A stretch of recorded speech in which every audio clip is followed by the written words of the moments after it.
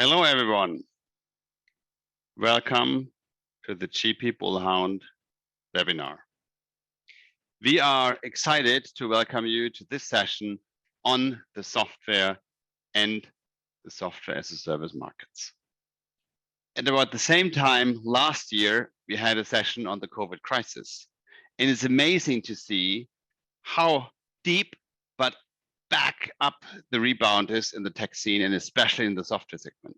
And it's not only a V, it's nearly a hockey stick now, because we are in the best time ever for software SaaS transactions and deal making. Highest valuations ever, a lot of money floating into this software and SaaS sector. And I'm excited and very optimistic about this year and the opportunities to come. We will have 1 hour today to discuss the market trends. I am Julian Riedlbauer, partner and the head of our German office at GP Bullhound, and I'm hosting today's session. I'm joined by our global experts on this matter and two very, very powerful companies and entrepreneurs and managers. To start off, I will be joined by Jonathan Cantwell, partner and head of software at GP Bullhound from San Francisco. Thank you for getting up early, as well as Carsten Wagener, our senior vice president at our Berlin office, and as well software expert, who will run through a couple of slides from our latest software market update and dive a bit deeper into M&A and fundraising activities and the current momentum in the DACH region. We are also delighted, as said, to welcome two exciting companies today. Stephan von Massenbach from Digitec and Nils Engelking from Egoditor, who will join us for a discussion on market opportunities and challenges and what we can expect of high-performing software companies in the future and the software market in general. We, of course, want to engage with the audience, and please don't be shy to submit questions in the Q&A box, or in German, Frage- und Antworten box in the Zoom system. As always, the seminar and this webinar will be recorded, and we will send you the link to the recording afterwards. And you can, of course, also download our latest software report. It's just hot off the press. It has been published very recently. And at the end, you see the QR code, or you, of course, can find it on the website. With that, I'm handing over to Jonathan Cantwell. John, the mic is yours. Thank you, Julian, and thanks everyone for joining today. Great to be with you. I think one thing I'll mention, as Julian sort of alluded to, we're now about a year into COVID, and I think there's a light at the end of the tunnel, which is nice. Certainly here in the U.S., things are getting back to normal, starting with this summer. But I think one thing COVID has taught us is that software companies are actually worth a lot more than anyone ever expected previously, and I think that's a good thing for everyone in this space. We did just come out with some market perspectives and trends that we're seeing right now in the SaaS space, and here are 6 of them that we think are very prolific right now in the market. We wrote about these in our Q1 market report, which you can find on our website. The first, I'll go through these fairly quickly, but the first one is we're hearing beacon technology is really growing. And that's kind of across all industries, but really in retail, education, transportation. And we expect that to continue to grow pretty rapidly. I think second, the SaaS bloat gets bulldozed, meaning organizations are looking for ways to manage their complex tech stacks. We've seen this, over the last several years, starting with SaaS integration companies like MuleSoft, and now digital transformation companies like Appian or Visagi, et cetera. Software is sort of the modern day conveyor belt for enterprises, and you need software to manage your software. We did a transaction earlier this year. We sold Clean Shelf to LeanIX, and Clean Shelf is a SaaS spend utilization and cost management product for software products. So kind of at the heart of this trend. Our third one here is small, medium enterprises, digitalization via HR software, meaning more companies are using HR suites to kind of help accelerate their organizations. The trends in the past have been only larger enterprises having kind of the budget and the size of teams to manage their workforces. Well, now, especially with an increase in remote work and working digitally, even smaller companies are using HR software solutions to help manage, to onboard people, to interview people, to give reviews, payroll, of course, et cetera. So that is now becoming more prevalent with even smaller companies, and we think being done at more of a suite level as opposed to point solutions. Onboarding differentiation, that's our next one, meaning there's really new companies that are aiming to have kind of a full stack onboarding experience. Similar to the trend above around HR solutions, companies are finding different ways to onboard, and both from a customer standpoint and a voice of the employee standpoint as well. And we see that leading to higher customer retention, which is a huge deal for software companies. Micro SaaS, this is another area where we've seen some trends. Now having leaner teams, lower cost bases, software developers are now usually using specialized platforms or kind of a small set of specialized development tools. Thinking about Atlassian, Trello, those types of products. And customers are reducing cost and having better customization for the products they're using here on a micro level. And then finally, sort of relating to what we do, most of the time, there's consolidation happening in the marketing tech space in particular. We're seeing this across social, customer data platforms, CX, voice of the consumer, a lot of M&A happening in the broader marketing tech space, and that's a very fragmented space that we as a firm has spent a lot of time in. So these, as we take a step back and look at the SaaS space right now, these were the top 6 trends we're kind of hearing from CEOs and some of the major software investors out there, both in the US and in Europe. So if we now take a look at really the public markets, and we have a SaaS index of about 75 public software companies. You can kind of look at how these companies have trended in terms of valuations over the last 5 years. We go back 5 years and look at this. There was kind of a steady increase for, call it 4 of those years, a modest increase, but still pretty high valuations, kind of trending around that 9-10x as a whole. And then this huge increase in COVID, as I was talking about earlier.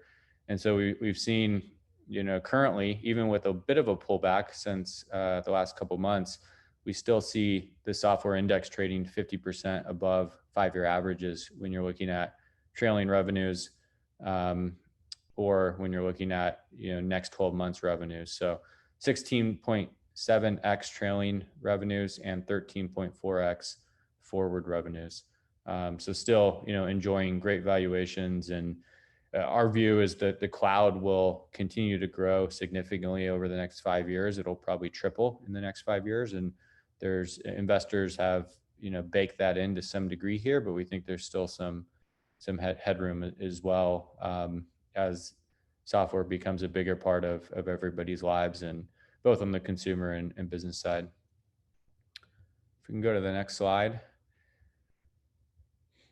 So in terms of some highlighted, deals that have happened this year so far, on the left, you have some M&A deals, mostly being done by bigger strategics or big private equity funds like Thoma Bravo, making a couple $1 billion plus acquisitions.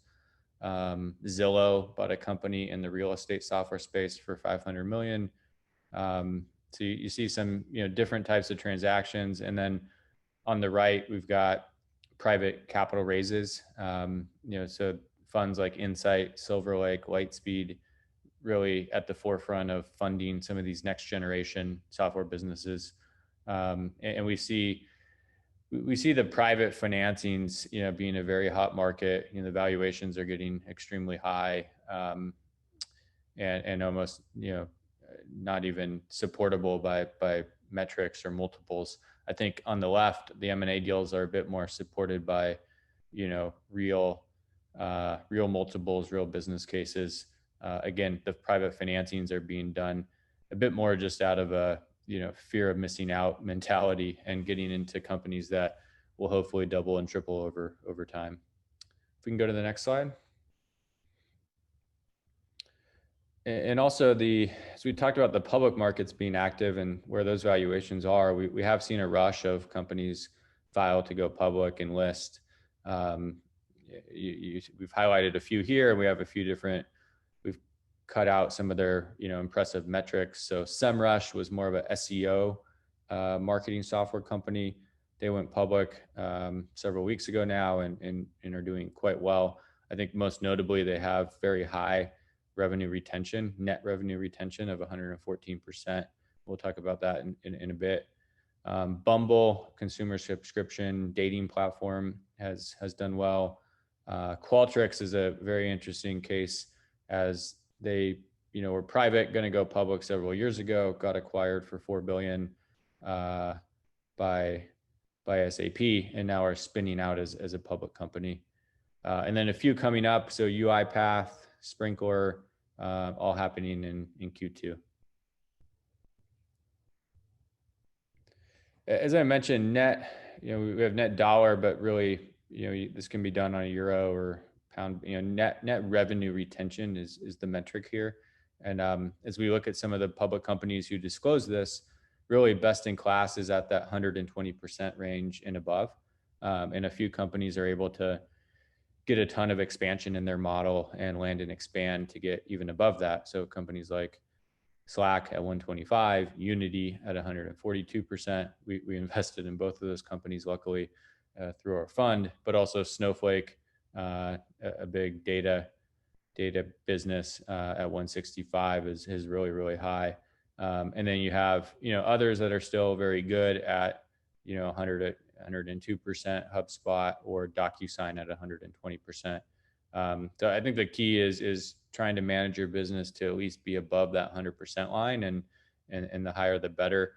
We've seen net revenue retention be probably the second biggest impact metric in terms of valuations right now in the market, both on M&A and private capital raises, and the first being revenue growth. So this would be a close second. And we've done some more analyses around how retention kind of factors into revenue multiples of these public companies, again, with data disclosed out there. We came up with a GP Bullhound SaaS score. So it's kind of leveraging the rule of 40, but adding in your net revenue retention, and you got kind of a total score. So you add those three metrics together, and you can see as you have a higher SaaS score here, you typically have a higher revenue multiple, which is done on the y-axis there. Snowflake really off the chart, but a nice trend of companies like Datadog and Twilio, Unity being at that 25x and above range in terms of their current valuation.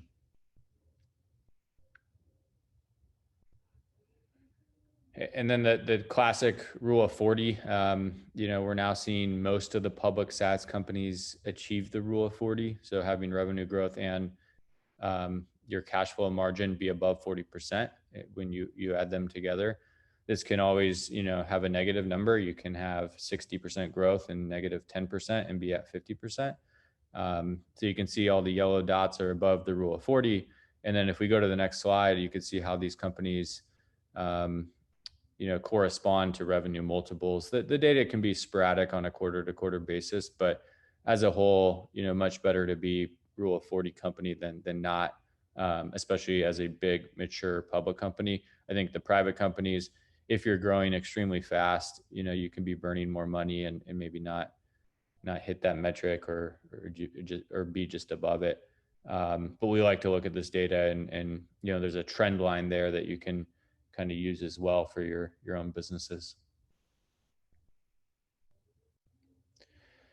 And just rehashing on kind of our activity here, we've got our investment banking business, which is hugely focused in the SaaS space. We've done a ton of deals this year already. I think 7 or 8 SaaS deals have closed this year, and a bunch in our pipeline. And then on the investment management side down below, you can see some of our most recent investments into companies like Glovo, Discord, historically investing in Spotify, Slack, and Unity, Tradeshift as well. So we like to wear both hats and both invest in the next generation of disruptive software companies, but also advise them on their transactions. So that's kind of a quick overview of what we're seeing, and we're happy to continue the conversation here. I'll now turn it over to my colleague Carsten. Thanks, Jonathan, and thank you everyone for joining in. I have the pleasure of presenting a few slides on the deal and funding activity in DACH especially.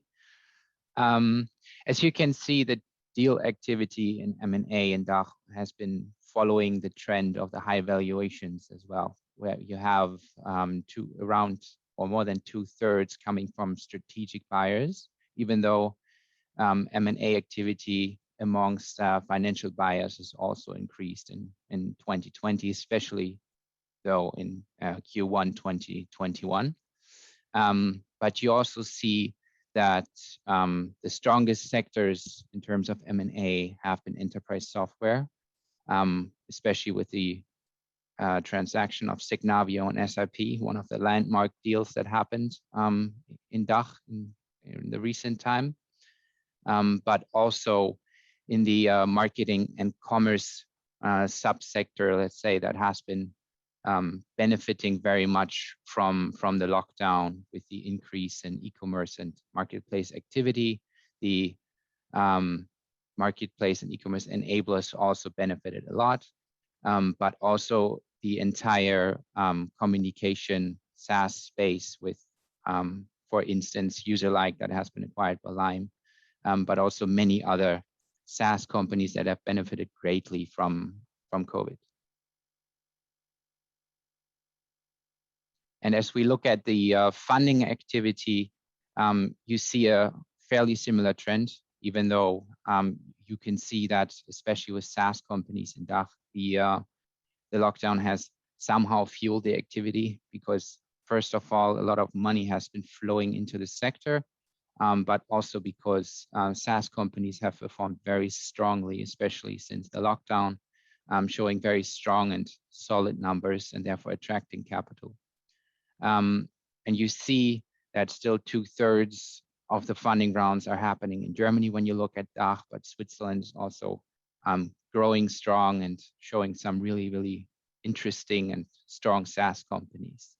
What we would like to see, of course, is some more later stage VC activity in Europe in general, but with close to 500 funding rounds, I think there's a very interesting momentum going on.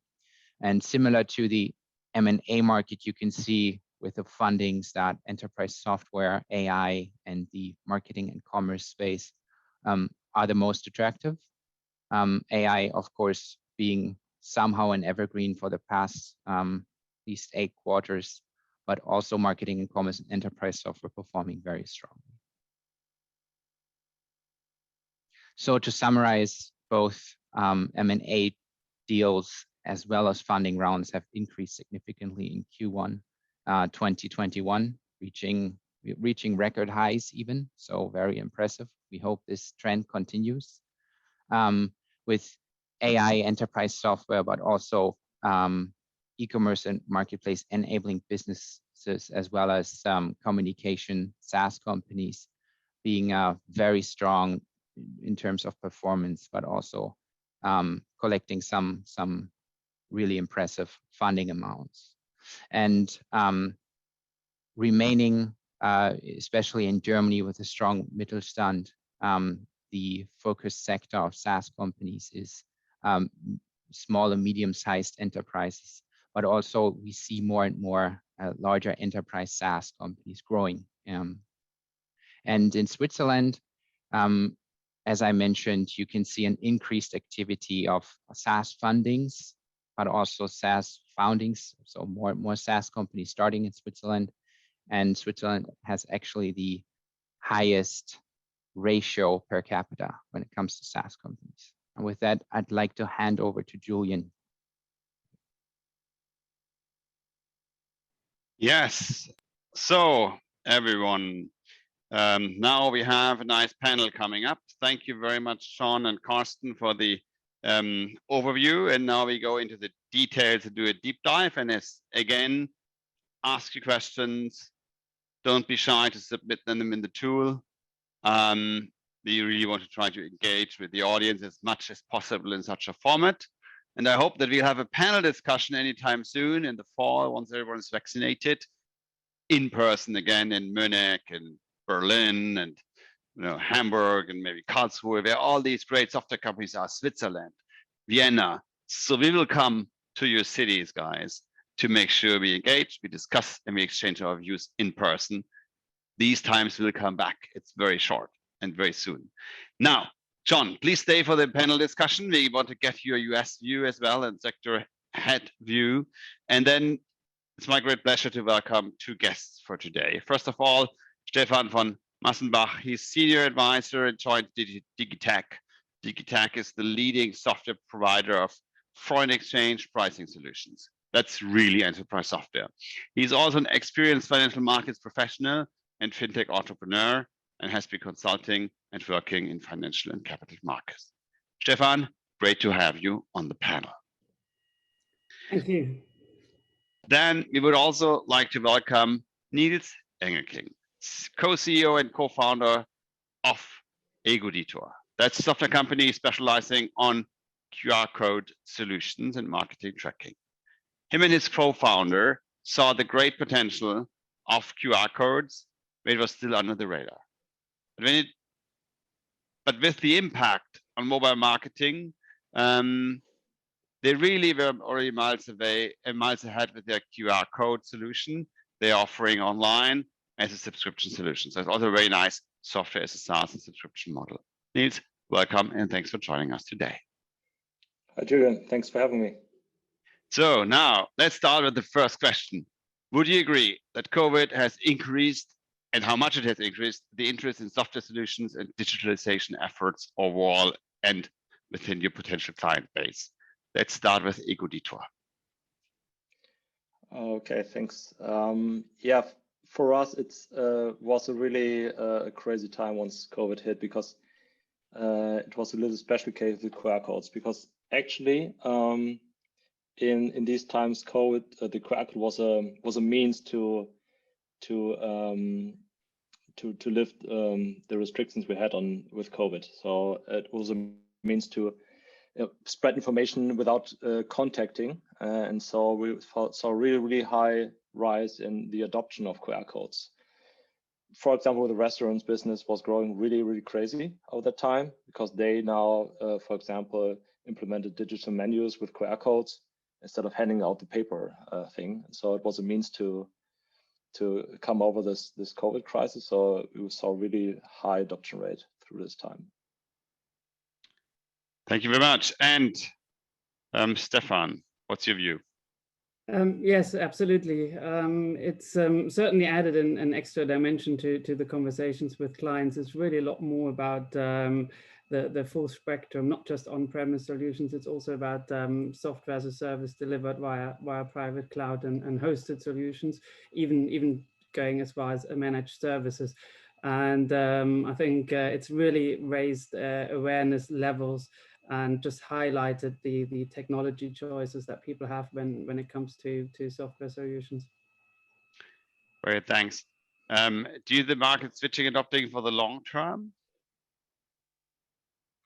Who wants to start first? Yeah, absolutely. I mean, there's been a very strong underlying trend over the last few years, and maybe in a regulated market, financial markets, banks are not early adopters when it comes to moving to the cloud, but that's really been accelerated over the last year. Every conversation that we have with clients, it's about the full range of services from on-premise, but really also about the alternatives now in terms of hosted solutions and managed services. Thank you. Nils, what's your opinion? Yeah, same here. So we're seeing prolonged effect on our business. So I think the benefit in our case with QR codes was already there before COVID, but it really highlighted what the benefits are now and accelerated everything. But the benefit was previously already there. So it just became much more obvious and we see much more adoption in our case also by the end consumer, which is for us a very important thing. So yeah, we're really seeing the benefits long throughout the COVID crisis. That's a very, very positive and optimistic outlook, which I absolutely share. Now over to John. You are the global sector software and SaaS head of GP Bullhound. So you have a very global view. What do you see as key drivers for the market, the IPOs and the valuations that we see out there that are at a record high? Yeah, I mean, I think the biggest thing is just more consumption of software, whether that be at the consumer level or B2B level. You know, as COVID kind of hit and has now it's kind of basically changed everyone's lives. I think businesses have, you know, are now investing more in software, and that's kind of driving up activity across the board. I think even our firm as an investment bank, investment fund, we've installed more software products in the last year than we ever have before. So it's been I think a good time to be a user of software products. They're getting better. The user interfaces are also, you know, becoming much more attractive. Thanks, John. And what's your view, Nils, for example? In terms of in terms of drivers for the valuations, and I mean, you probably also experience a lot more investor inbound and interest in your company.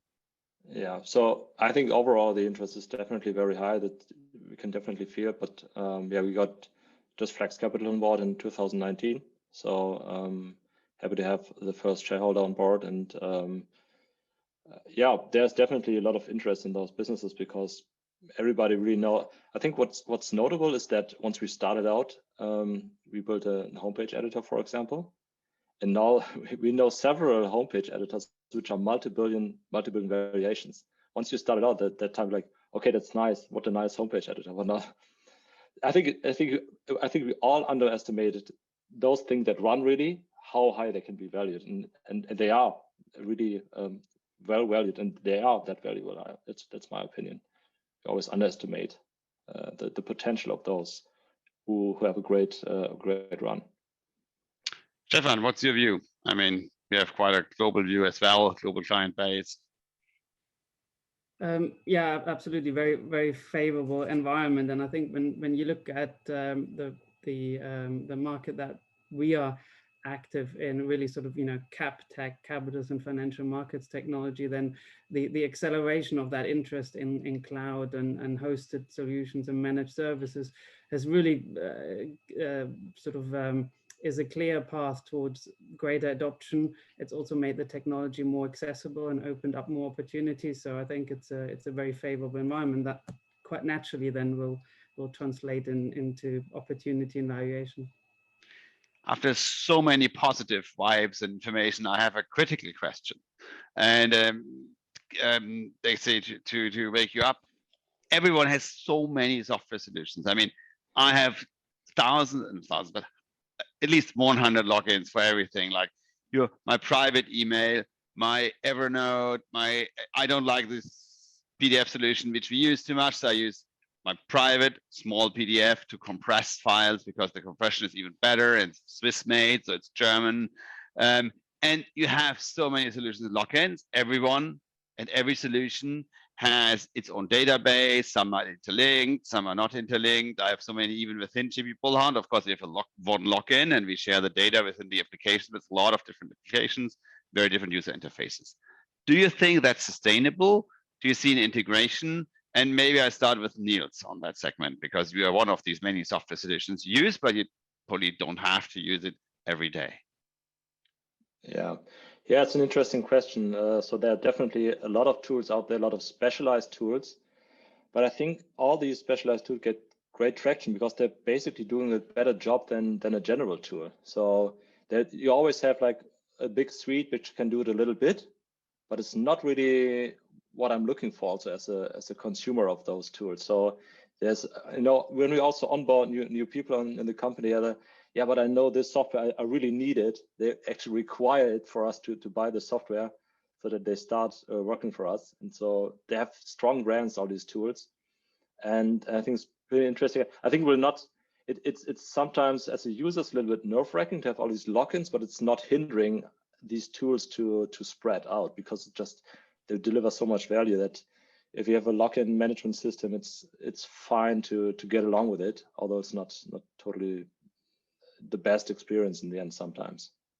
Stephan, your big corporate clients, how do they handle that? Yeah, well, I guess it's maybe not different in an enterprise environment, but certainly, I mean, for us, the unique selling point is really that we are solving some very hard problems, and we are very good at something very specific. That's FX trading and pricing and price construction technology, and of course leveraging that's really our unique selling point. And so that's where we can differentiate ourselves.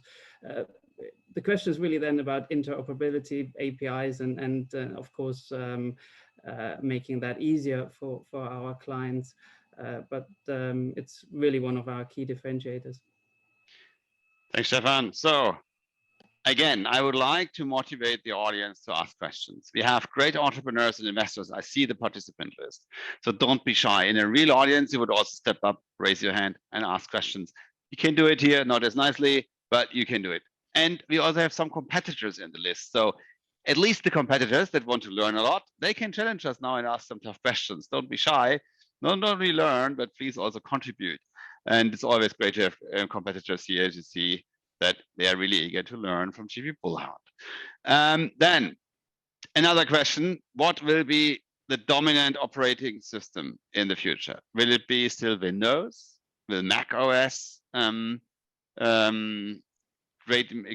more dominance? Will it be iOS? Will it be Android? Will it be all switched to mobile systems and you get rid of the desktop systems? What's your view on that? And whoever wants to be first, Nils, Stephan, step up and come here. We have also different users. Nils is using a Mac. I'm using a Windows device. I don't know, Stephan, what kind of computer you use. Probably if you serve financial institutions, a PC, a Windows-based machine.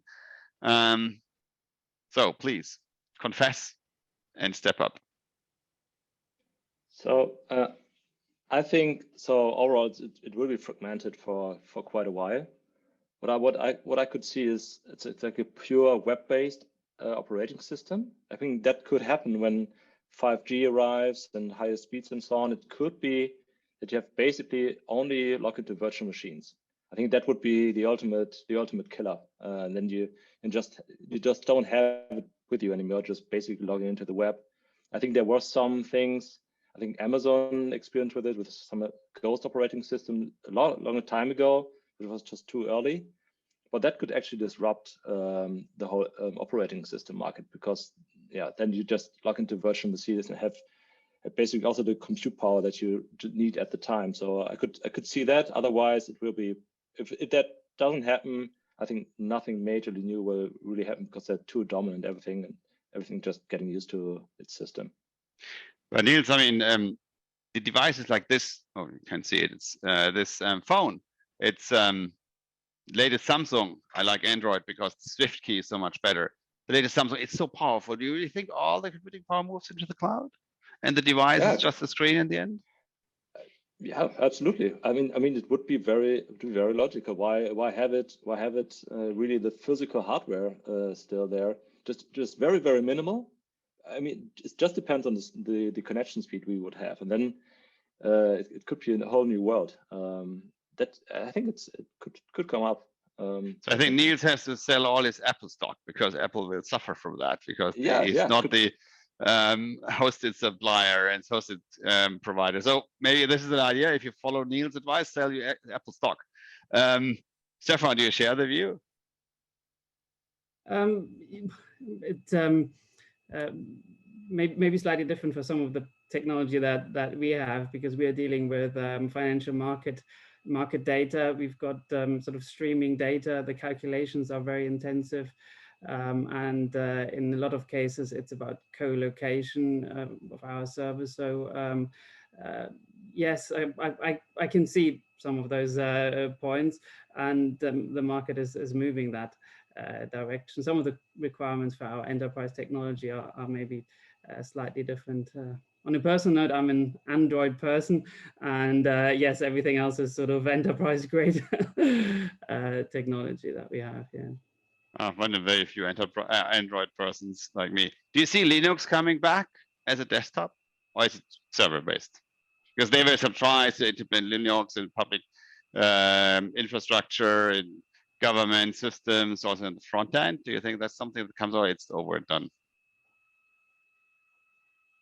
It still seems to be around. We are client led in what we offer, what we can deal with, and it's both Windows and Linux from a server point of view. So we have a question from the audience from HV Capital, former Holzbring Ventures, the new big funds named HV Capital.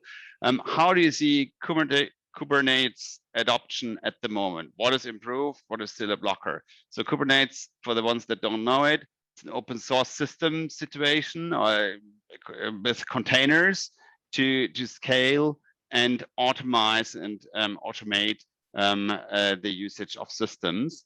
And it used to be Google did the let's say first draft, invented, and then it became open source.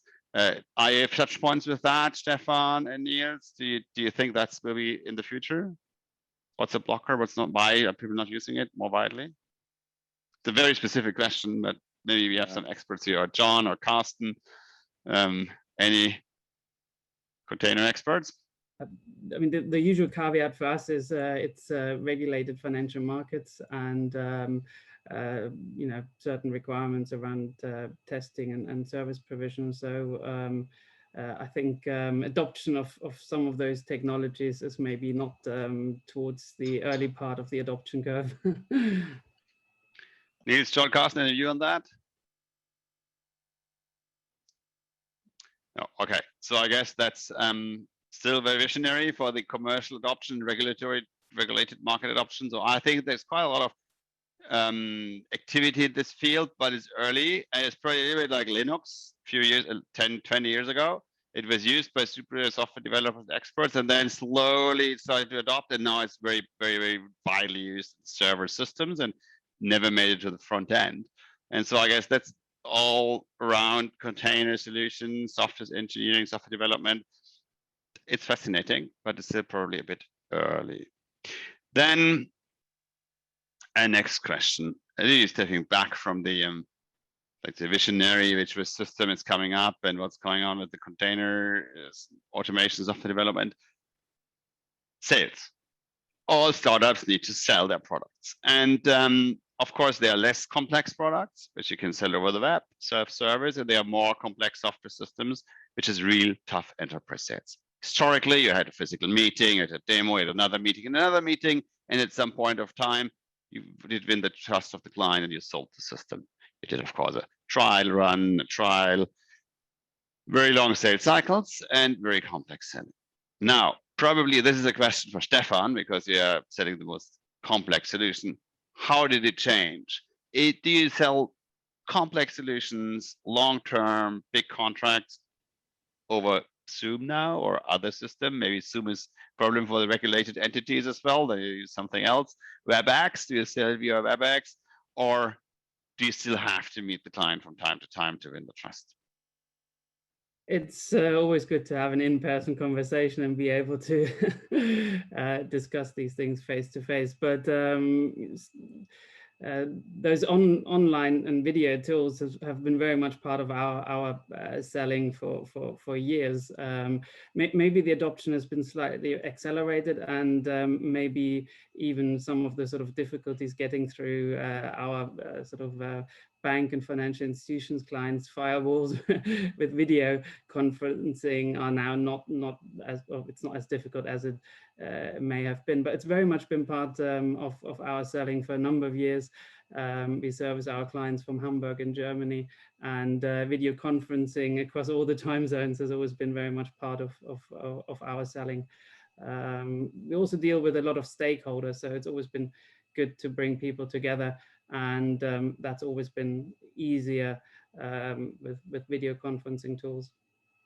So, specific question on that: selling to US clients, is it easier now because you don't have to travel?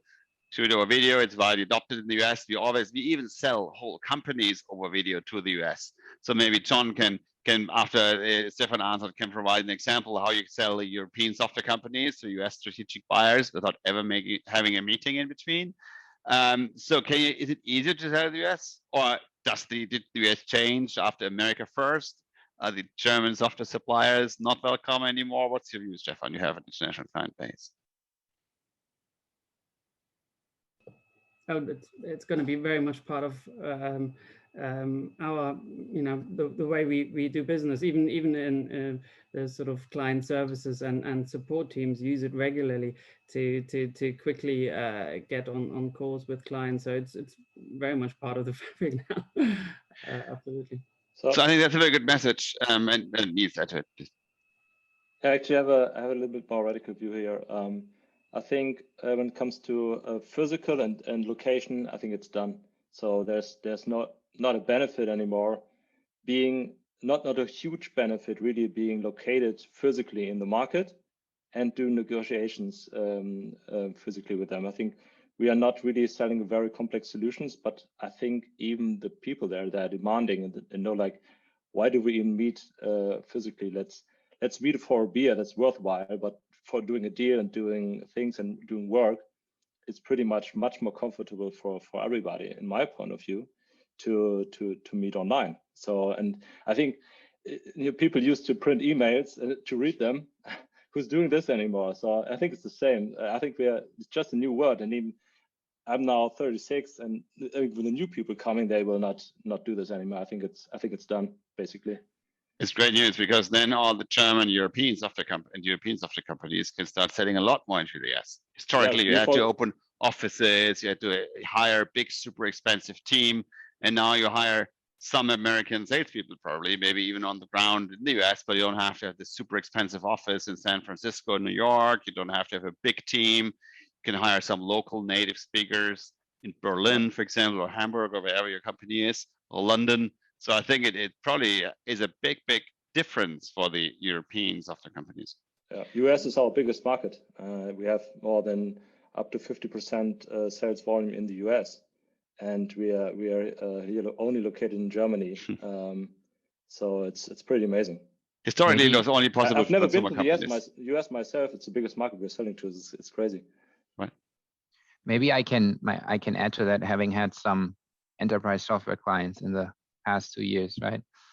You could really see the sales KPIs pick up, because you see more a single sales manager being able to cater and sell to more people at the same time. So there has really been an increase in efficiency when it comes to enterprise sales.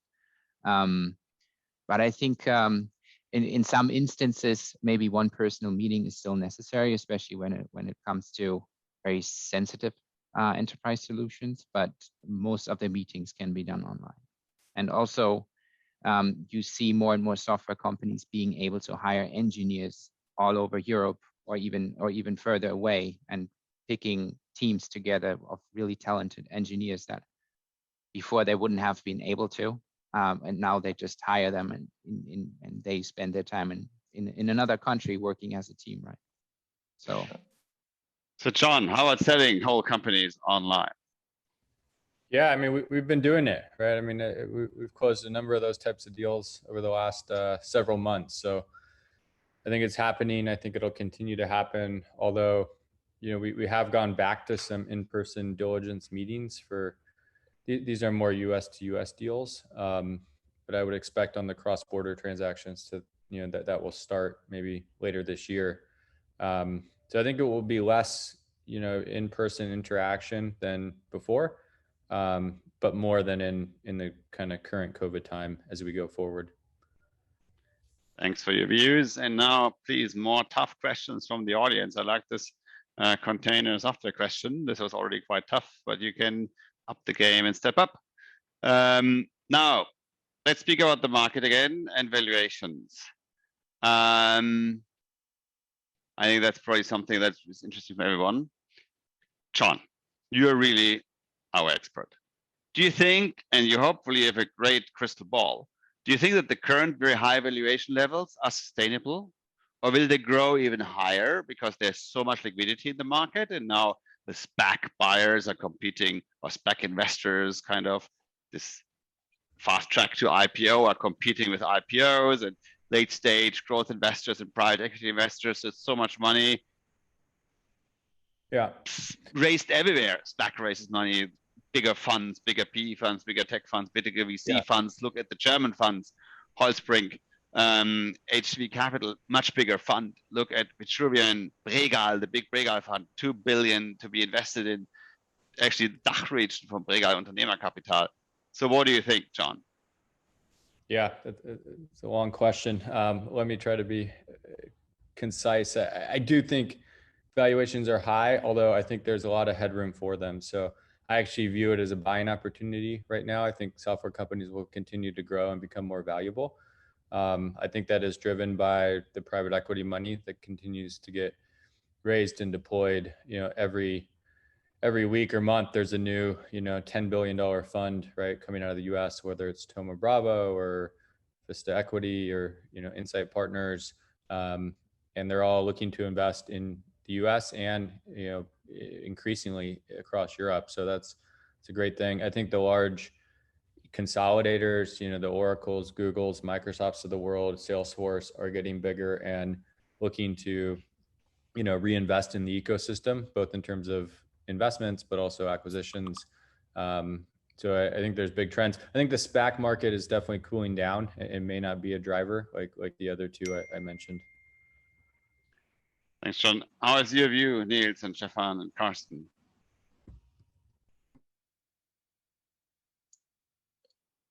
So I think valuation will stay definitely high. I think overall investors just realized the value software service businesses can have.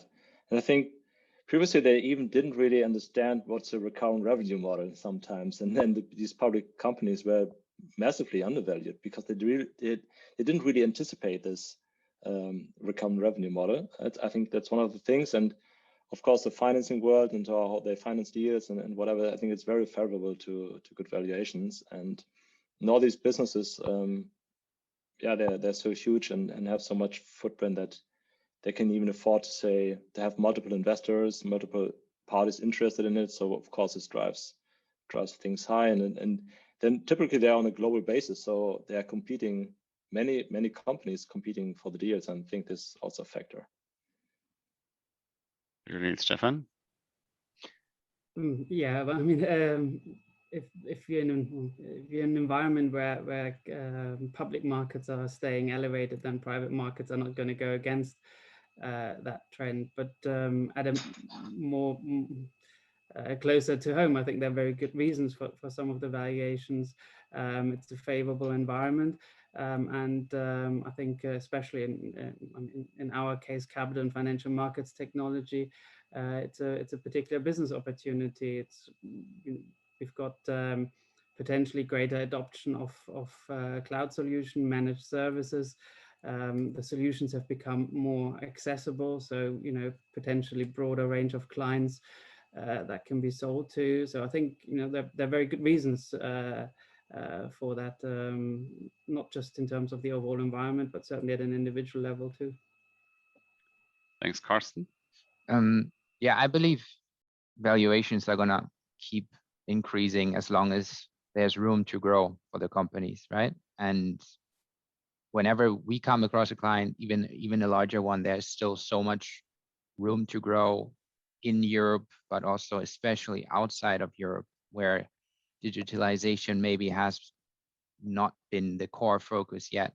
So as long as really there's room to grow and there's such a huge market to discover, you're gonna see KPIs improve and stay strong. And as long as that is happening and the companies are still growing, there's no need for valuations to go down. And if you have a company in the market, or if you're selling a business, or if you want to raise money, you can really see it and feel it. And I'm sure some of the investors here joining, the participants, know that. I mean, for example, practical example, we have been hired by Lingoda in beginning of January, after they have had several inbound interests. That's not software, but it's consumer subscription. It's like Goethe Institute or Berlitz online. So they are online, they are having language courses, and it's a subscription system. So they had a lot of investor inbound. And then someone actually stepped up and said, okay, I haven't seen a lot of information, but this is my offer. And then suddenly heated up and they hired us, and we had a very quick, within 3 weeks, we talked to 15 other investors and we built up competition. And then we had 2 bidders running all the way through to the notary public appointment and signing. And in the end, after 11 weeks only, and that's really crazy. And this is how fast it works, because you don't have a physical meeting. So it's much faster. You have the meetings arranged next day. In 3 days from now, you have the next meeting. And it really, really increases the speed. And the company was solidly prepared, but we had to do a lot of work. So it was very demanding for the GP Bullhound team. But we did the deal from start, and there was already an offer on the table, building up competitive offers to the signing of the transaction 11 weeks only. And we announced the deal beginning of April, a $68 million primary and secondary transaction. It was a minority stake only, and Summit Partners invested in the end. Super fast pace, solid valuation, very fair valuation. Some say it's high, some say obviously say it's low. But it's a good valuation, and it was super fast.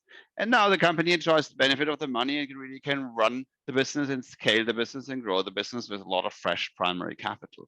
And I think to run such a fast speed, it reflects the interest level and the liquidity that is the market. But at the same time, this virtual deal making totally helps. We had only 1 meeting because by accident, the CEO of Lingoda was in the same city as the CEO of Summit. They met in person, they bonded, 1 hour meeting in person, and all the rest was done virtually. And neither the European Summit team met our client, nothing, only the 2 CEOs, 1 hour, and the rest was virtual. And this, I think, is probably the new era.